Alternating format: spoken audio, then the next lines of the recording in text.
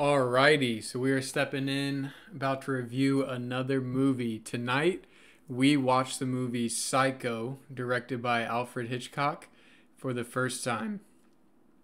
And I have to say that I did not go into this movie knowing anything about this movie other than I knew that Norman Bates was apparently a weirdo and like the Bates Motel as just a name because I know that TV series existed at some point over the course of my lifetime. Um, that being said, so I did not know the twist at all, but was suspicious of it basically throughout the entire movie, which I feel like was pretty cool. But the basically, what is this movie? I guess this movie is somewhat of a thriller, maybe could be considered a horror movie. I guess it's like kind of like a horror thriller. But you follow the story of Lila Crane. Oh no, sorry, that's her sister. Of Marion Crane and her, I guess, journey initially as she steps out to, I guess, try to do some stuff she's not supposed to do to run off with her boyfriend and live somewhere happily ever after. But then she accidentally stops at the Bates Motel, and that's kind of where all this stuff starts unraveling.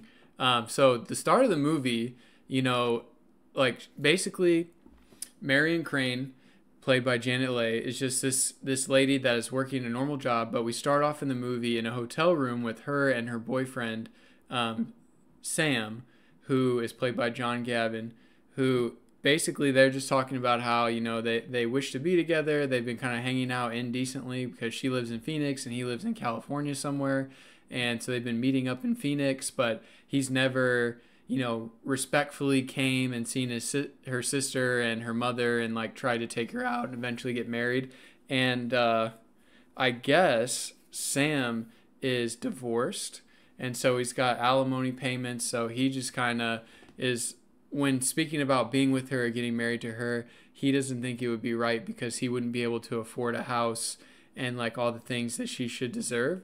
And so he feels like they shouldn't get married at all. I think that's kind of silly, but that's just like the setup for this movie. And so she, I guess, from this feels like the only thing standing in between her and Sam's long-term relationship is money. And then she goes to work that afternoon, and some guy comes in and is buying a house and $40,000 cash, which I have no idea how much that is actually worth. But basically, let's just imagine for today's sake that it's like $300,000 or something like that. It could be even more. But basically, this guy's bringing in $40,000 cash to buy a house, and he's making it sound like it's a really, I don't know, nice house or something.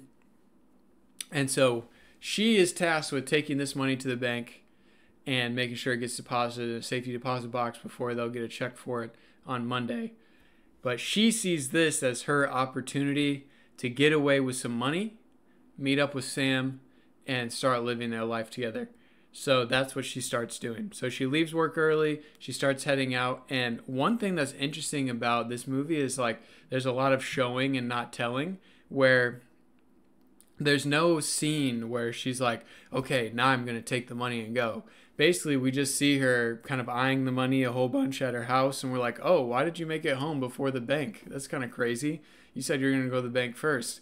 And then all of a sudden you see her packing her bag and you're like, oh, she's just taking the money. And then what's kind of interesting too is like the next couple scenes as she's making her way out of Arizona and into California. They're kind of following her and they're like running through her thoughts about what her boss is going to think. And she sees her boss on the way out of town, and that makes her like freak out because she thinks she's going to be found out. And but realistically, I mean, this is like the 60s. Like nobody knows she took the money, and nobody knows, like nobody's going to track her across state lines or anything like that. But regardless, she leaves. In California, she shows up at a dealership, and before she goes there, she encounters a cop, and then the cop takes her license and her license plate just because she was asleep at the side of the road. And that makes her worry even more that she's now going to be traced back and all this kind of stuff. So she goes to a dealership to get a new car, and she's being weird there, and people are kind of freaked out and whatever. And so as the viewer, it is kind of interesting how like the suspense is built around whether or not she's going to get away with it at first. But then the movie just takes like such a turn when she ends up at the Bates Motel. And, well, not to spoil what basically happens, but, that night she meets up with Norman Bates, and he seems like a normal enough guy. And we hear him get berated by his mom off in the distance. And then he comes over with some sandwiches, and they talk for a while. And one of the interesting scenes was like, basically she's talking with him about how his mother treats him, and that conversation kind of turns into this whole thing where she's like, oh, you should mind, maybe you should leave, like sort of thing. And he just gets like totally offended by that, which is just, this is kind of where you first start to see, I guess, like the break in his sanity. But what's interesting about it is they have this conversation, and she like suggests that he should put his mom in an insane asylum of some sort, or some facility. And he obviously doesn't like that, but her response is just kind of like, well, it wasn't my intent. I'm sorry if you took that the wrong way. I was just trying to be nice, and it sounded like you didn't like your situation. To me, that scene was just kind of interesting because it played off like how much in the past maybe people could have a little bit of uncomfortable conversation without getting absolutely torched by the other person. But and I feel like nowadays, if somebody was mad at you like that, like in this movie, him snapping and being like, what do you mean put her in some sort of asylum, made him look like a psycho. But I feel like in real life today, it's actually sort of common for people to snap on people like that, even though it does also make them look psychotic. It's just like certain people think that they're not psychotic for doing that. You know what I mean? Just interesting. But, to kind of speed up this review a little bit, because we're already 7 minutes in, basically the rest of the events of the movie follow around the fact that Norman's mom is crazy, and Norman's mom kills Marion, like basically in the beginning of the movie, in the shower. And so then you're left to just think like, first of all, where is this movie going to go now? Second of all, like, people are looking for this $40,000 that she just stole. How's that going to end up? And then 3, like, her boyfriend still exists, her sister still exists, the guy that had the money still exists. Like, how is this all? But also, this motel is apparently off in the middle of nowhere, but I guess not so much. But from that, it kind of, you're left in the lurch. Like, is the movie over? Is anything gonna happen? Like, how? And then me being, I guess, naive, thinking that there's absolutely no way that they could check up on this in something like the 60s time period. Obviously, I'm wrong, but I'm just like, is this movie gonna keep going? Like, is that it? Obviously, that's not it. The rest of the movie basically follows. First, there's a detective that goes to investigate, and he meets a similar fate to Marion. And then there's also Sam and her sister go to investigate as well, and they eventually kind of uncover the truth about everything. And in between, there's like, they get the sheriff involved, and the sheriff is kind of silly. He's just like, well, what do you mean? It's just, I called him up, he said she showed up and she left. I think that detective left to get the money, honestly. Like, type of thing, which was kind of funny. But that brings into an interesting point too, where I haven't watched a lot of Hitchcock films. I think this is actually my second or third one. But I did hear that Hitchcock has somewhat of a fear of the police in general. Like, just because of the power that they hold and stuff like that, they always weirded him out, or he was very fearful of them. And I've just heard that as like some factoid about Hitchcock. But this movie displays that very clearly. Like, every single law enforcement person in this movie is either really intimidating and imposing, as far as like the way that they're filmed and the way that they ask questions and the way that they act. The first two, I'm thinking like the police officer and the private investigator, are honestly not that imposing. It's just like the way that everything's edited and the way that they're they're doing the movie magic. It's making you, the audience member, feel like they are. But then, especially at the end, the sheriff is like, not the best guy. Like, especially since we know everything is true and that this guy's murdering people and stuff like that. Like, when the sheriff is like, I don't know, it's not that big a deal. It's just kind of funny. It shows that he doesn't really think very highly of the sheriff, of those type of people in real life, I guess. You know what I mean?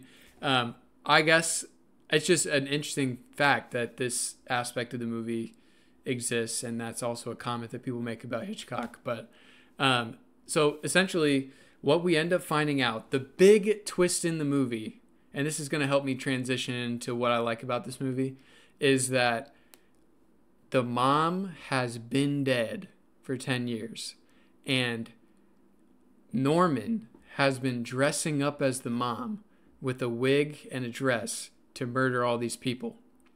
And you do not know that till the end of the movie. But one of the things that I like about this movie so much is that they essentially give you nothing to make you believe outright that Norman is the one doing the killings. And I want to say that they probably even use like a woman actress for some of it. Maybe I'm wrong, but I'm kind of thinking they did. But what's interesting is the movie never gives you any explicit information that makes you feel like he's like dressing up as the mom. But I felt like that's what was going on, like basically after the first killing, because and I knew for sure after the second killing, even though I still had no information that would make me think that. And now, as I started to think back about things, it started coming together. Like, we were asking questions to each other, me and Mary Elizabeth. But it's like, so in the beginning, they just do a silhouette. Like, when the first murder happens, there's just a silhouette. And so you basically have no way to tell. But because there's a silhouette, it makes you feel like I'm being purposely not allowed to see this information. And then in the next killing, we don't get to see the person from the front, but we do see them like lord over and stab from the back. And what's just interesting about that is that the person has like dark hair. So in both the silhouette and this, the person had dark hair. So in my mind, I'm like, okay, his mom's got dark hair. Then in the movie, still before we know for sure, he goes to like pick her up to take her downstairs to hide her in the fruit cellar because the sheriff is going to go check up on the motel to see if she's still alive and she's committing these murders or whatever. And when he carries her out of the room, you cannot see the perspective. Like, this is where I started to be like, oh, some of these camera angles that made no sense, that's going to be like a critique of the movie, I guess. They were because he's trying to obfuscate the audience from the direct information. But as well, like in that scene, you see him carry the corpse of his mom downstairs and she's got gray white hair. And that was like the last thing where I was like, okay, it's definitely him. It's definitely him. I don't know why he's doing this, but it's definitely him. And anyway, that's one of the things I like so much about this movie is that, at least to my knowledge, maybe I'm being kind of dumb, like watching it on a weeknight, but to what I could tell, there was no explicit information that was given to us that was, I mean, obviously, I guess I'm calling the other information, like the silhouette and stuff like that, maybe like implicit information, but there was no explicit information that was like, boom, this guy is dressing up as his mom to kill these people, or like his mom is not alive. And then as well, they even make it a point to have multiple instances where the mom is like in the window and you can see her in the window and he is somewhere else. He's like talking to the detective downstairs or something like that. You know what I mean?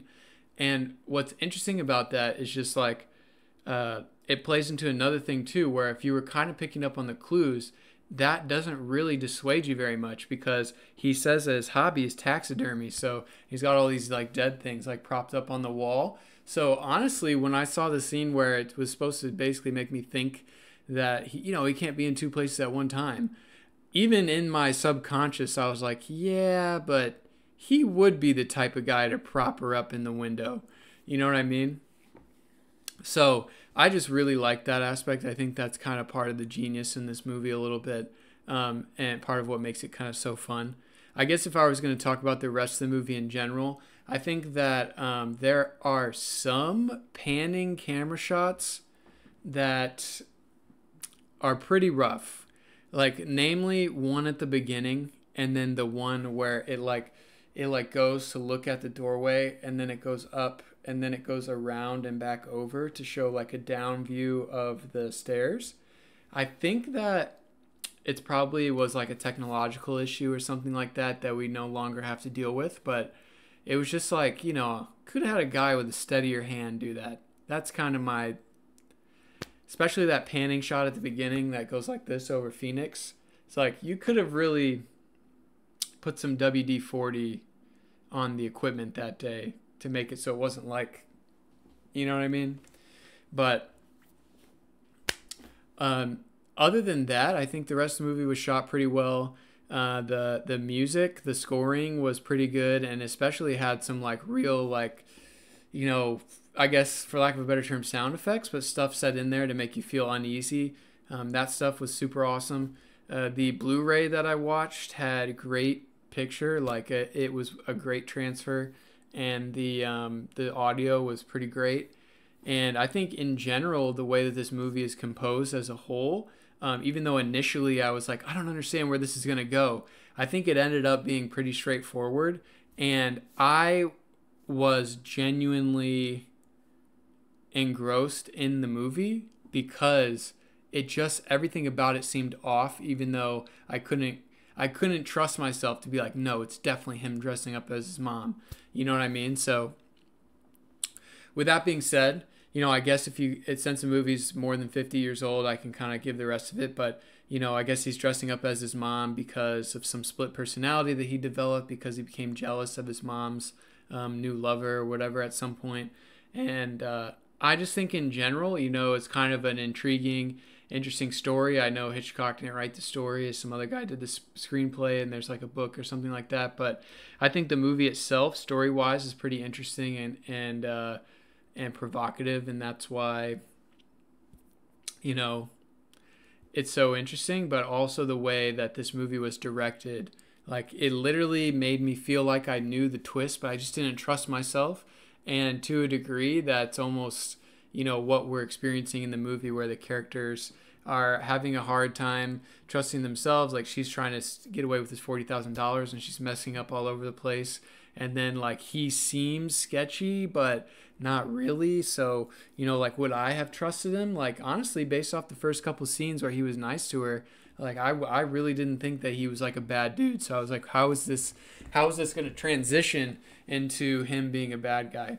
You know what I mean? So with that being said, I really liked the movie. I enjoyed watching it. I can tell why this is a classic. I was really tickled by the twist and kind of how that information was portrayed in the movie. And I think that if I was going to rate this one, realistically, just because I got to understand that this is going to stack up against every other possible movie that I'll be reviewing ever, I think that this one comes in as like a solid to strong 4, mainly because of just the way that the movie holds up, the way that the film itself is just so nice, as far as the way it looks, the way it was shot, all that kind of stuff. And the only takeaway that I have to like the composition of the movie is stuff that shows its age. Like, when she's getting stabbed in the shower, it's like, huh, huh, huh, huh. Those scenes don't happen anymore, but we also have like way better stuff and techniques, There was another scene where like he goes to hit him over the head with like a pot, and it's just super awkward because I think, obviously they don't want to hit him in the head. Stuff like that could have been done better, but ultimately I think that's more of a show of its age rather than, like a good or a bad job. So I think it's definitely a solid to strong 4. I'd recommend anybody see this movie. Hopefully, everybody gets a chance to see it at least once in their lifetime. And now is a great time to check it out during Halloween. So that was Psycho. That's the review. I definitely recommend it. I got my Blu-ray for $10. Hopefully, you can scoop it up for less, or you can watch it on streaming. So with that being said, that's the review. I appreciate you guys watching me all the way to the end. So leave a comment. Let me know what you think about this movie. If you've actually seen this movie. That's the end of the review. I will catch you guys on the next one.